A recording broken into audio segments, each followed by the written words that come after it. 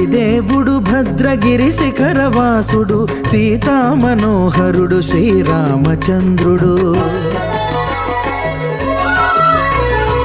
ఆదిదేవుడు భద్రగిరి శిఖరవాసుడు సీతామనోహరుడు శ్రీరామచంద్రుడు. నాతి సీతను గూడి నారదాదులతోడి వీర వెంకట సత్యనారాయణ వ్రతము వేడుకలరగజేయు చూడగా రండి, దేవదేవుని సత్యదేవు పాడండి.